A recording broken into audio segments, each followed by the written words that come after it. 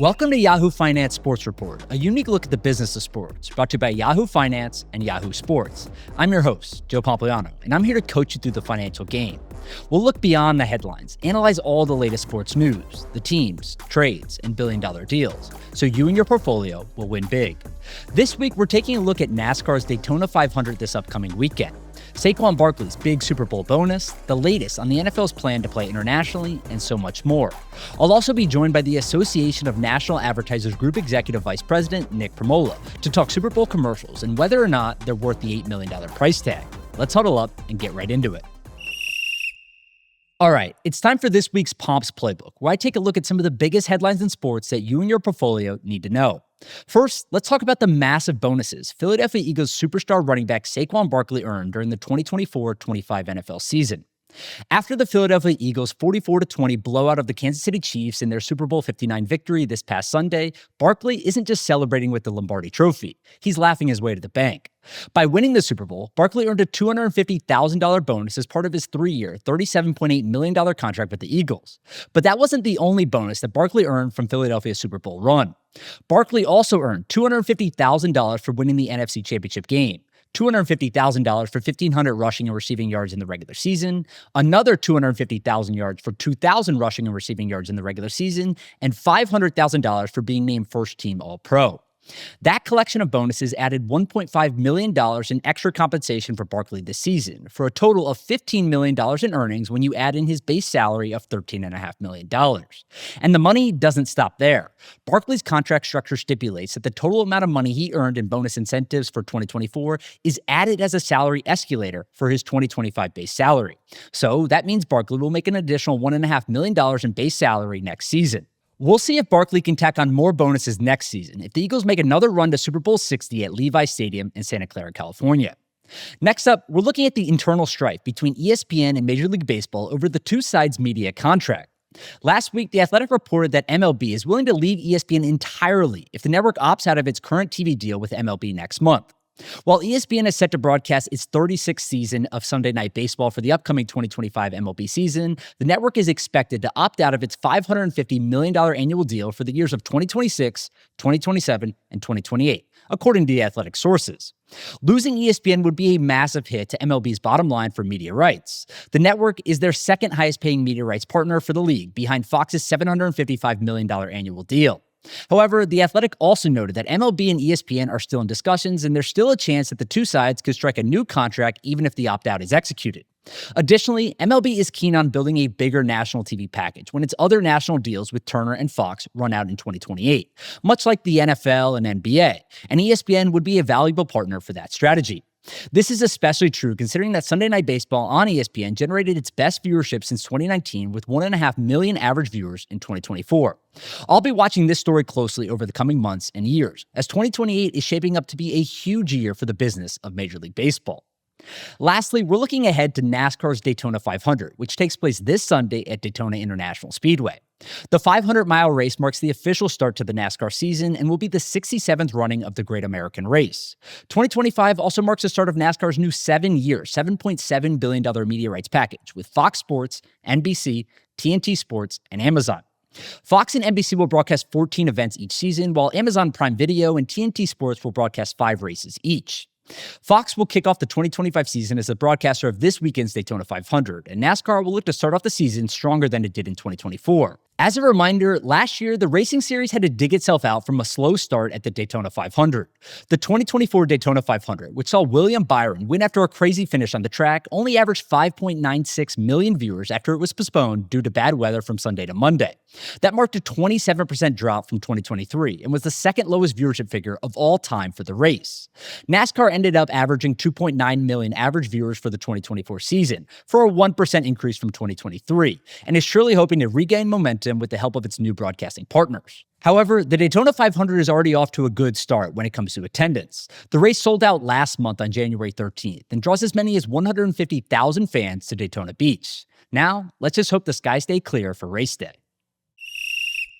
This week for the Deeper Dive, where I give you a play-by-play analysis of news in the sports world and its significance to your bottom line, we're talking about Tom Brady. Tom Brady's first season as an NFL broadcaster officially ended last Sunday in New Orleans. The Super Bowl TV ratings came in this week, and a record 126 million people watched Brady's Super Bowl broadcast debut. And after watching Super Bowl 59, I kept thinking about one question. Is Tom Brady really worth $375 million to Fox as a broadcaster? Many people were shocked when Fox initially announced Brady was signing with the network on an earnings call in 2022. Brady was still playing for the Buccaneers at that point, and the reported 10-year, $375 million contract was unheard of in sports broadcasting. That contract meant that Brady would earn more money as a broadcaster than he did across 23 seasons in the NFL, where he earned $332 million. But Tom Brady's presence on Fox NFL broadcasts really hasn't moved the needle when it comes to viewership. In fact, the network's regular season NFL viewership was down 3% this year. Now, Brady's $375 million deal is still probably worth it to Fox if he can help boost the network's advertising rates with increased viewership. However, if the NFL viewership goes down or plateaus, it's easy to wonder why Fox is committing so much money to Brady. So let's look at the bigger picture here. Fox pays the NFL $2.2 billion annually for its slate of NFL content. So Brady's $37.5 million salary is a mere drop in the bucket for Fox's total NFL expenses. Plus, Fox will take home about $700 million in ad revenue for their Super Bowl 59 broadcasts. Now, Brady's agent will argue that Fox wouldn't have generated as much advertising revenue or a record 126 million viewers without him. And while that could be true, the data doesn't back it up. No one tuned into the Super Bowl this year to see or hear Tom Brady. And CBS generated nearly $700 million in Super Bowl ad revenue last year without a $37.5 million per year broadcaster. So instead of thinking about Tom Brady as an NFL broadcaster for Fox, think of Tom Brady as an ambassador for the network. Why? Well, because Brady has been everywhere for Fox this past year as an analyst. He broadcast the game, of course, but he also appeared on Fox's pre- and post-game shows and social media clips throughout the week. And he did recurring guest spots on Fox studio shows like The Herd with Colin Cowherd. These special features with Brady use his star power to support Fox's other billion-dollar investments. Brady handed out the UFL Championship Trophy on Fox last year, filmed IndyCar commercials for the network, and recorded voiceovers during the Michigan versus Ohio State football game. Fox pays billions of dollars annually for the rights to these events, and the Michigan-Ohio State rivalry is the most-watched college football regular season game each year. Some people don't think Tom Brady is a good analyst. Personally, I think he improved a lot during his first year in the booth. But it's no secret that the broadcast business is changing. Cable TV is declining, while streaming booms in popularity. And live sports are the only asset holding the cable bundle together, with sports accounting for roughly 90 of the top 100 most-watched TV shows annually. So, if you were a $24 billion media giant like Fox, would you pay Tom Brady less than 1% of the total fees you spend on live sports rights if it helps slow that business's eventual decline? I think the answer is yes, even if the numbers don't make sense at face value. We've made it to the one-on-one, a conversation where I get to break down news and sports with a key player in the industry. This week, I'm joined by Association of National Advertisers Group Executive Vice President Nick Primola. Nick, thanks so much for joining the show. I want to talk all about Super Bowl advertising today, but I think the most logical place to start is with the price of these ads, right? Reports came out that Fox was charging some brands up to $8 million for 30-second commercials. Can you just help us understand why that's worth it for brands? Yeah, so not only are they, $8 million on average for a 30-second commercial, but many brands actually doubled down this year and went between 14 and 16 million for their total advertising. And that's not even including, obviously, what they're doing before the Super Bowl, what they're doing after the Super Bowl that kind of support that. And so it's amazing. The numbers are amazing, but the recent studies from Kantar and some others in the industry are that I think the average last year was around 8.5 times return on the money that was spent for the advertising within the game. So with numbers like that, just sort of used as play money now because it just keeps going up. It's amazing to see the power of advertising, in a manner in business that it is driving growth. I think the big advertisers have gotten so sophisticated in how they're actually evaluating the impact, and as we see the increased sophistication, we see the increased spend because they're following the money. Yeah, and is there any data or research to determine what kind of commercials play the best, right? Like, is it like the funny ones? Is it more serious ones? Is it ones that are a little bit more heart-wrenching? Just any kind of insights into how some of these brands are determining what type of commercial to play. Yeah, I think you'll see humor because it works, and that's just by and large. You have to keep people entertained in this particular case. This is our big stage. And so what is working though is, I mean, it sort of is an obvious thing, but in it hasn't always been this obvious where there are so many people and the population watching this is so complicated. It's so diverse and nuanced. And so the more an advertiser or brand is able to resonate with as many people in that audience, as many people on that couch, in the living room watching the show as possible, that's what's going to make the most difference here. That's what's going to make it worth it. And trust me, that it's easier said than done. We've had a lot of missteps along the way as an industry and as brands, and you've seen a lot of those, but they're starting to get it really right, and they're starting to really look at some great returns in business growth. Are there any brands that specifically stood out to you this year or any commercials that resonated with the viewers maybe more than others? Well, I think you've got the popularity, one track, and there's plenty of evidence on that where you've gotten some that are very, very clearly more entertaining and more popular than others. But those aren't the ones that work all the time, Joe. And so I look at something like a Google, a Gemini AI, right, where you've had there wasn't anything particularly special from a consumer standpoint about the spot. However, as an industry executive, and what we're looking at is what they've actually been able to do using their own technology, their own AI. You hear a lot about AI. They ran 50 different spots using AI, 50 different versions of a spot using local businesses who are using Google Gemini. And in that case, it really is like a flex to the industry saying, look what you can do as a brand, using our technology or using AI. And then it's showing the consumers, actual small businesses in their markets using AI to grow their business. So it had that sort of double bottom line.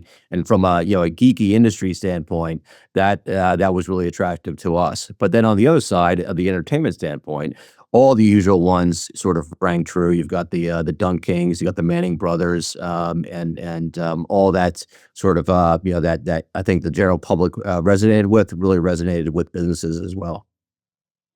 Wait, so just so I understand that correctly, Google ran 50 different commercials, 50 different variations of the same commercial in local markets across the country during the Super Bowl, basically segmenting it to people in that market. Yep, 50 different commercials using 50 different businesses using Gemini. So take that as a complicated matrix, but it's not going to be in anyone's top three funniest, and there weren't any celebrities used, but it doesn't really get any more authentic or more sophisticated from a technology standpoint than that, right? Yeah, certainly.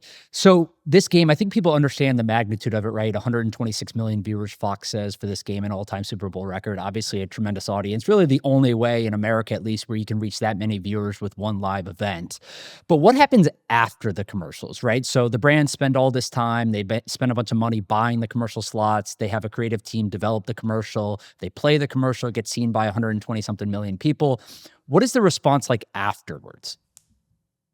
Oh boy, I'll tell you, they take a deep breath afterwards. No matter how it landed on the popularity meter, they all take a deep breath. But really, that's when the fun begins, as they say. And so you have to start to justify, all right, what worked, what didn't work, and that's in many cases. That's where the starting line is, right? So if you look at something like a T-Mobile and Starlink, where they launched not just a new service, but a new kind of service, right? And so you're looking at that for the long game, not just the bump there, but people are like, well, what's Starlink? And I never knew I could actually get access to it, right? And so you start the conversation there, and then you really build on that momentum, but that's really a starting point. In others, like a Starbucks, right, where for the first time they gave away free coffee. So they're at their registers right now, looking at every sale, every transaction that came through the day after. And so you're going to have some differences between what their objective was. Was it a short-term thing where we want to just jolt the marketplace? I guess pun intended on Starbucks coffee there. Or is it something long-term where we actually want to build a whole new category and be the leader in that category? And then how do we keep that momentum? We've got to take a quick break, but we'll be back with more of my conversation with Nick Premola right after this.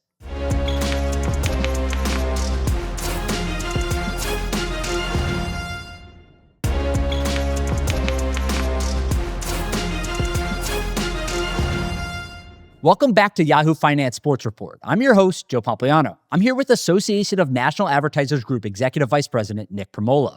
Are there any ways to quantify the impact of that, right? Like you talked a little bit about checkout, and that got me thinking about some of this stuff is just kind of a general awareness play, right? You just want brand awareness for the company, but some of this is obviously to drive sales as well. There doesn't really sound like there's a great way to be able to track that stuff, but maybe I'm wrong. You're not wrong, but we're not altogether there at that holy grail yet, right? So you've got, and again, let's talk about AI. You've got so many now so many ways to track wherever that consideration is along the funnel through digital transactions, through digital engagement, all the way down to, did they actually purchase in store? And if you go through, that if you're able to track as a company all the way through, not everyone is, but most companies who are investing at this level are able to have that sophistication. They've got teams, not just, analysts in the corner. They got teams of behavioral scientists, analytics, mathematicians working on this stuff. They've got the most sophisticated software and algorithms and technology that enables them to control supply chain, pricing, inventory management at the different sales locations. So that's all teed up, because the last thing you want when you're putting this much into it is to have demand and then not have the supply, or to just not be ready from any point within the enterprise. One of the things that I've been curious about, because it seems like more of a recent trend, at least since social media started. I don't know if there was a great way to do it beforehand, but it feels like a lot of brands are releasing commercials before the Super Bowl now. Basically, the same Yep. commercial they're going to play during the Super Bowl, but they put it out on social media beforehand. Why do they do Yep. that? It really is because people are talking about it. I don't know how many times I had to talk about When Harry Met Sally, probably 3 weeks to a month out before the Super Bowl. And so, it works for some, it doesn't work for all. I think you saw, several brands that held back, and pretty amazing, launches that they held back, until the actual game itself. And then others were, part of the whole plan all along, and they build momentum leading up. Maybe like Dunkin', they sort of do like a teaser, right, where you kind of get a little bit of it, but then you have that big reveal of that longer and more, robust, more entertaining bit of the commercial, let's say. And then of course you follow it through with more advertising, or you follow it through in the stores, or all the above, which is really, more the case. But I think it's, you see more of it, but it's not all of it, and it's not categorically, it works or it doesn't work, right? So we talked about $7 million commercials last year, $8 million commercials this year. At what price does that value for the brand start to deteriorate a little bit? I think it really depends on, what your objective is, and then really what makes it worth it to you. So I gave you a number before that was just an average around 8.5 times return on the investment for that in-game spot. That's gonna, it's gonna go up or down depending on what they did beforehand, what they're going to do and continue to do afterwards. Is it just a short-term sales objective that they had to kind of give themselves a boost, or is it something that they wanted to do to kind of get themselves on the map? Like I couldn't for the life of me figure out what the strategy was, other than an awareness play for something like a Chat GBT. And then you have something like, the Budweiser or Clydesdales. That's just something that is a reinforcement of their brand. We're here. It's very different than what they did with Bud Light, with the Post Malone and the entertainment value that sort of brought to the table. Amazing. Well, Super Bowl 60 is about a year away from now, so I'm sure some of these teams will be working on those Super Bowl packages soon enough. But thanks so much for joining us, Nick. Yep. Thank you. Great to be here. Thank you. The clock is winding down here, but we have just enough time for some final buzz. This week, I'm looking ahead to the NFL's continued international expansion with regular season games. After playing games in London, Mexico, Germany, and Brazil over the past few seasons, the NFL announced during Super Bowl week that it's coming to Ireland and Australia. Ireland will host its first NFL regular season game next season in 2025 at Croke Park in Dublin, with the Pittsburgh Steelers as the designated home team. The Dublin game will join other 2025 International Series games in London, Berlin, and Madrid, which will also be hosting its first ever regular season NFL game. Australia will also host its first NFL regular season game as part of a multi-year commitment from the league that starts in 2026, with a game at the Melbourne Cricket Ground, featuring the Los Angeles Rams as the designated home team. The Ireland and Australia games mark another step in Roger Goodell's plan to eventually play 16 international games per year in the future. Goodell's international expansion efforts also align with his desire to increase the NFL regular season to 18 games, which would need to be renegotiated as part of the collective bargaining agreement with the NFL's Players Association. However, an 18-game schedule could eventually help the NFL with its international ambitions. Most proposals for an 18-game NFL season include 2 bye weeks, which would allow for teams more time to rest and recover from prolonged international travel. This flexibility will definitely be needed for locations like Australia. Even though the Los Angeles Rams are one of the closest teams geographically to the country, their 2026 game will still require a 16-hour flight from LA to Melbourne. No matter what the international future holds for the NFL, I couldn't personally be more excited for the 2025 game in Dublin. The NCAA has hosted 3 football games in the country over the past 3 years, including a 2023 matchup between Notre Dame and Navy that drew nearly 40,000 fans from the United States to Dublin, the largest number of Americans ever to travel internationally for a single sporting event. We're all out of time, so it's officially game over for this week.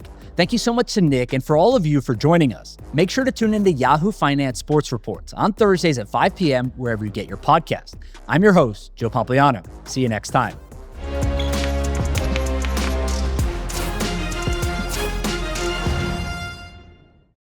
This content was not intended to be financial advice and should not be used as a substitute for professional financial services.